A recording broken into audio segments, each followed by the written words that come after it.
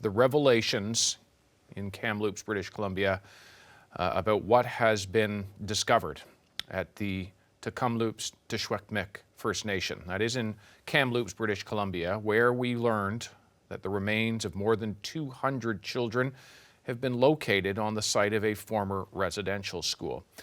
Now, across this country, flags have been flying at half-mast. Shoes, notes, and teddy bears are being placed at makeshift memorials. Indigenous leaders across BC are trying to figure out what to do now, so particularly that those remains can be identified. Others are calling for every former residential school site to be examined for remains. Carolyn Bennett is the Minister of Crown Indigenous Relations.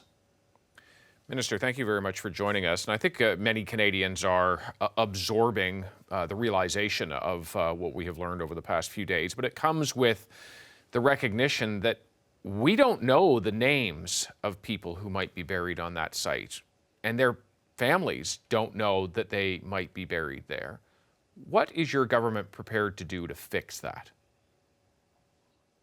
Well, I think, David, this is something that the Truth and Reconciliation Commission took very seriously, and in its calls to action 72 to 76, and in that large chapter 4, this is something that people have known for a very long time, and exactly that these children left home and never returned, and the families had no idea where they were.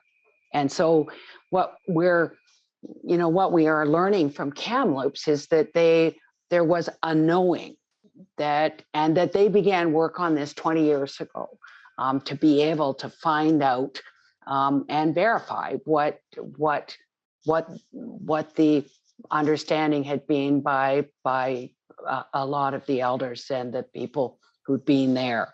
So I think that's why in Budget 2019, we began to support those calls to action. The National Centre in Truth and Reconciliation had been stood up and was already working on the registries of burials and deaths.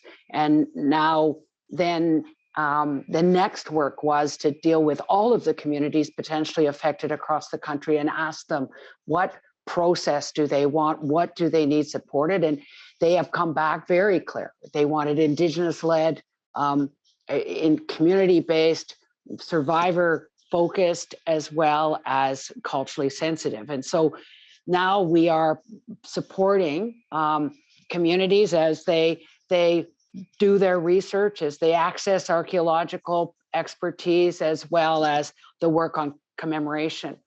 David, because the Bill C5 passed on Friday, that actually, at least in the House of Commons, that unlocks the other money that was in Budget 2021 on commemoration and legacy and those aspects of what families and survivors have said on the path of healing. So, we are there to support them in health supports now, but in really coast to coast to coast, knowing that communities won't have those questions anymore. We talk about, Minister, residential school survivors, and in this case, we're talking about those who did not survive.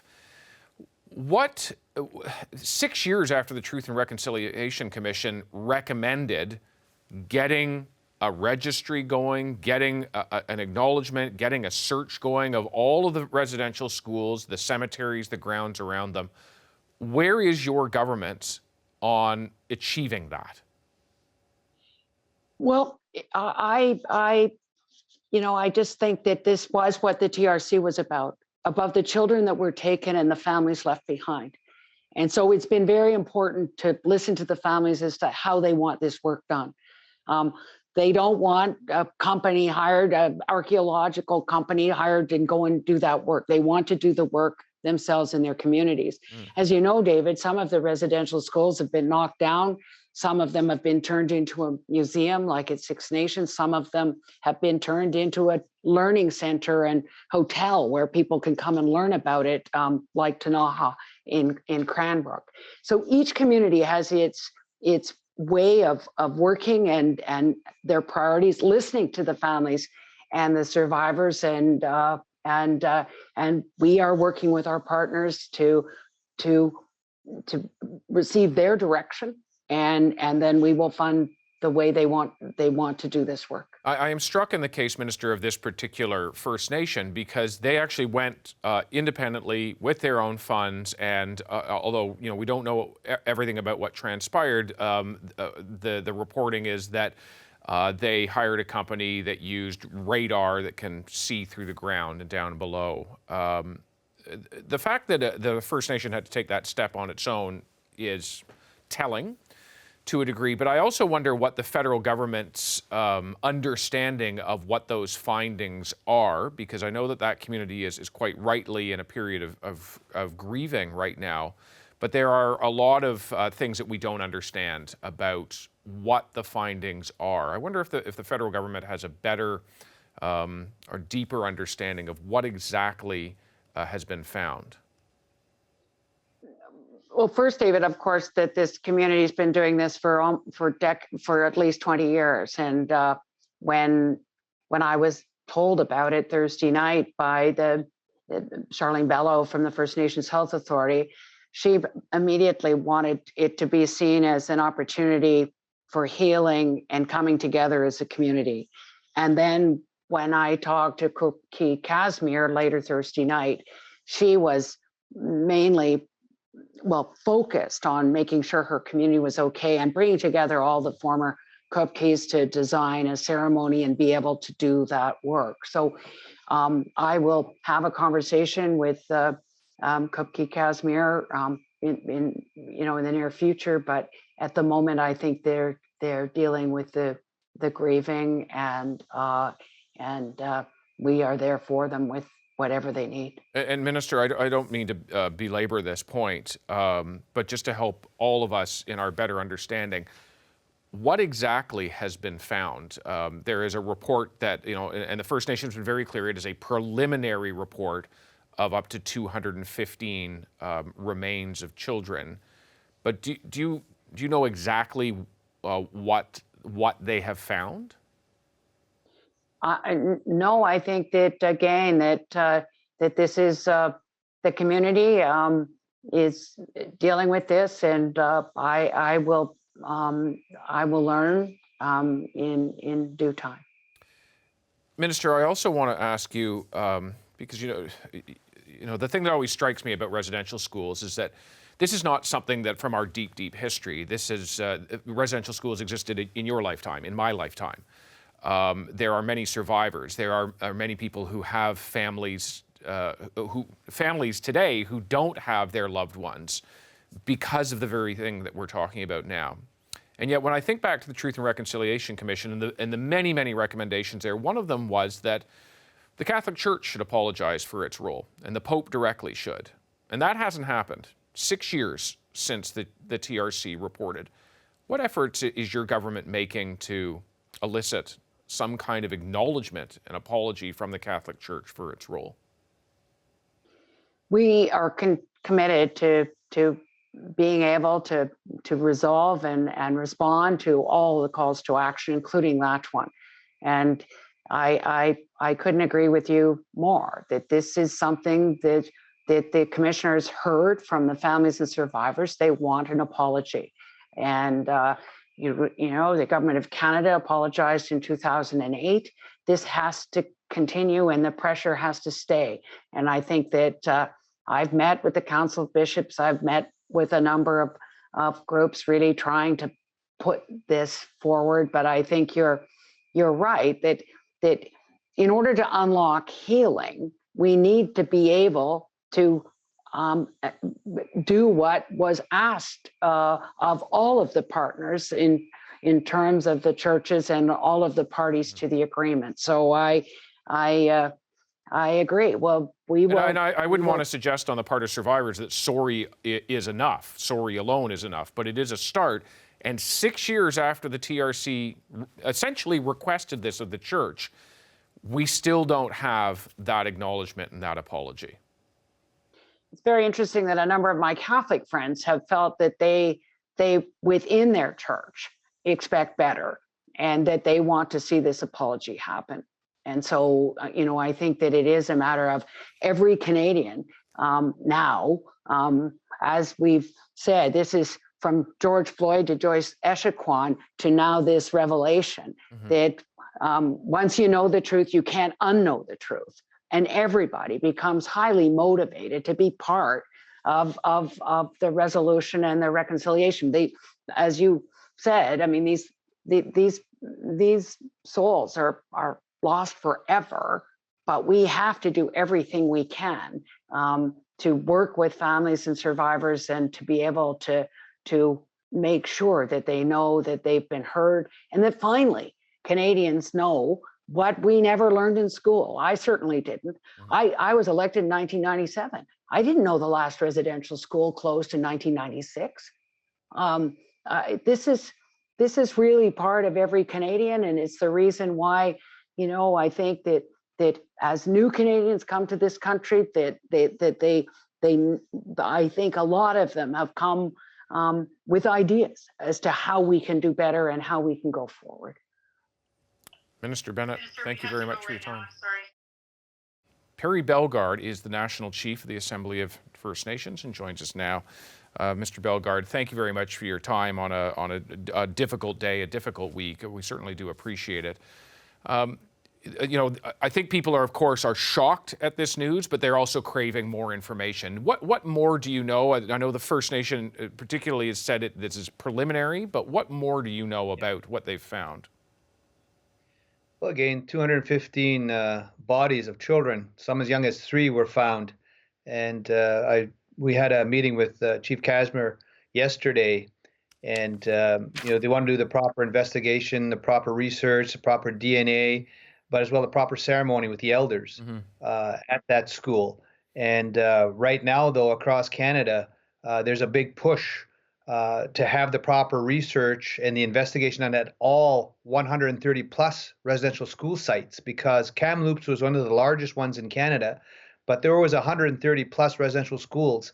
And the sad part was that the survivors of these schools have been saying this for years and years, but nobody would believe them, that there were these burial grounds, that children went missing, children were dying and they'd just gotten rid of.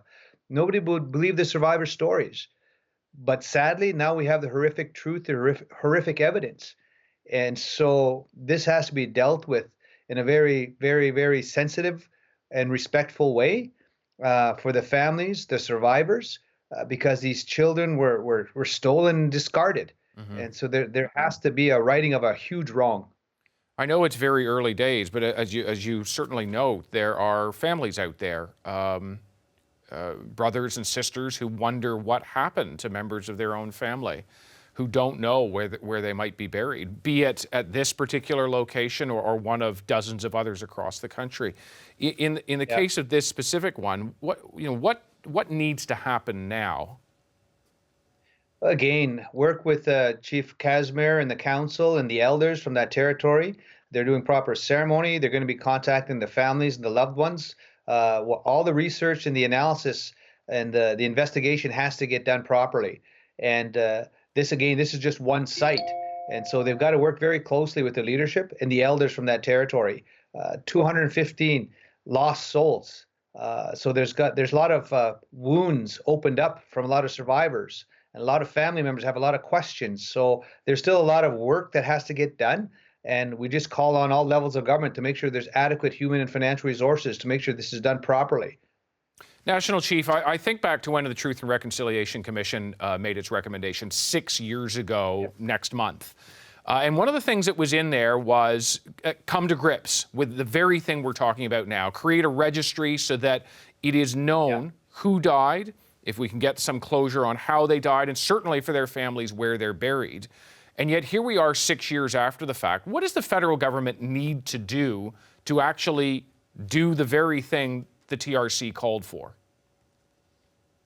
Put the adequate human and financial resources to implement all the 94 calls to action.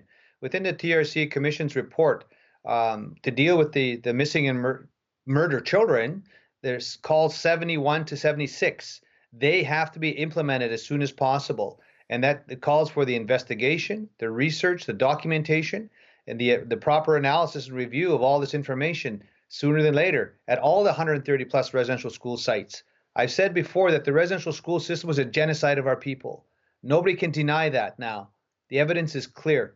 It's how do we move beyond it now? How do we deal with this and implement all the 94 calls to action as soon as possible? And there has to be the adequate human financial resources put in place to get this research done, this investigation done, this commemoration done, and making sure that the elders help lead this and help guide this work going forward. National Chief, there are many Canadians who did not learn about residential schools when they went to school themselves. Right. It was not part of the curriculum, and these are Canadians who are, I'm in my 40s. I certainly didn't. First time I learned about them, I was in Saskatchewan, where it's actually where you and I first met. What do you think the events of the past few days do to help Canadians who did not learn about residential schools in their own schooling understand about the very foundations of the country we live in? Well, I always say, David, that education and awareness leads to understanding and leads to action. We have a shared history, and this is a dark chapter in Canada's colonization of Indigenous peoples. There's two things that hurt First Nations people in Canada: colonization, oppression, but it was done through the residential schools. And I've called that a genocide of our people. And that's not taught in the school curriculums, and that has to change. And the other one is the Indian Act, 1876, the Indian Act. So between the residential schools in the Indian Act, we feel the breakdown of family, community, and nation, our right to self-government, self-determination put to the side, and a whole new way of doing things put in place. But it was a genocide of our people. And I think the school curriculums from K to 12 in every province and territory should change, because this is the truth about Canada. We have a shared past, shared history, no question, but let's get together now because we have a shared future together, and we have to move beyond these things, but tell the truth in order to embrace true reconciliation and have a country that's respectful of our diversity, respectful of our languages and our culture, and that we have to do this together and provide hope for the future. Can I finally ask you about the role of the Catholic Church, which ran many of these residential schools, at least for the beginning, the beginning decades, in the case of this particular school, for 79 years of its existence. The Catholic Church has not apologized for its role. Why do you think that is? Again, we've been working since 2015 with the Canadian Council of Catholic Bishops, building relationships with the bishops here in Canada. We're building a rapport with the Vatican. We're trying to reach out to ensure that Pope Francis does come to Canada to make the apology. So we're still going to keep working towards that end. There was always a fear, of legal liability if the church apologized in some way. But I think the survivors and the families and people were clear. And it's one of the calls to action as well from the Truth and Reconciliation Commission was that the Pope, the highest entity being within the church, come to acknowledge and apologize to the survivors and the families for this genocide, because the Catholic Church did play a big role. And we're still going to keep pushing for that because that's all part of reconciliation and healing. And that's really the most important thing. And that's what we're going to keep pushing for and advocating for. Barry Bellegarde, we'll need to leave it there, but I think that we join you in thinking about survivors of all residential schools who are continue to live through that trauma today. Thank you. Yeah, we still feel the intergenerational effects, but we have to move beyond now and get on with truth and reconciliation healing together. Thank you, National Chief. Appreciate your time. Hi, I'm Vashi Capellos, host of Power in Politics. See more of our show by subscribing to the CBC News channel or click the link for another video.